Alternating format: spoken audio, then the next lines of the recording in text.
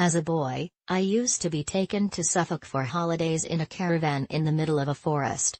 I would wake to the sound of wood pigeons and walk down to the beach barefoot, or over to the local farm to get bantham's eggs for breakfast. The Suffolk coast I remember was a quiet place of green lanes and wide estuaries. Perhaps because it was so idyllic, a memory that could only be spoiled, I have been wary about ever going back, not least because people kept telling me it had changed and gentrified. But suddenly, 50 years later, the time felt right.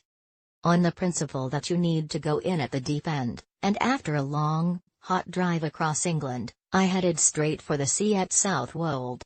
One of many pleasing advances since I was a kid is the way wetsuits have become ubiquitous. Back then, using one would have been seen as eccentric to the point of abnormality. The North Sea is still brown, murky and, as a woman in the cafe told me, looks like onion soup, but at least I could stay in the water for a good while, even if the Southwold current was so strong it felt like I was swimming on the spot. I gave up and let myself drift along the shore. The line of cheerful, colored beach huts still stretches away either side of the lighthouse, although on closer examination they have been considerably tidied up, as befitting what are now desirable properties worth tens of thousands of pounds. If only my brother and I had bought one with our pocket money instead of spending it on sweets. They still compete for the worst of punning names: Lingalonga, Seas Rough, Jabba the Beach Hut.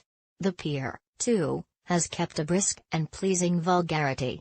Sure, the bacon buddies now come on sourdough, and there are 20 flavors of ice cream rather than just a Mr. Whippy, with a flake, but only if you were well behaved.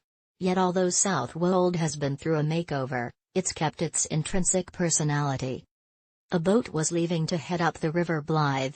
Like so many of the Suffolk rivers that I used to sail as a boy, this was, and is, in Albury-born poet George Crabbe's phrase, inland and winding, smooth and full and wide. Upstream from the narrow channel that empties into the sea, it opens out into a wide expanse of marsh and lakes, with egrets, curlews and black-headed gulls, smaller, more graceful cousins to the brash herring gulls that steal chips.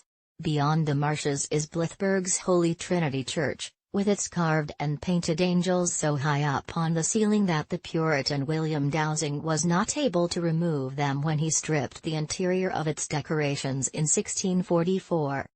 Back at Walberswick Harbour, kids still sit on the quayside dipping for crabs, although these days they are encouraged to put them back.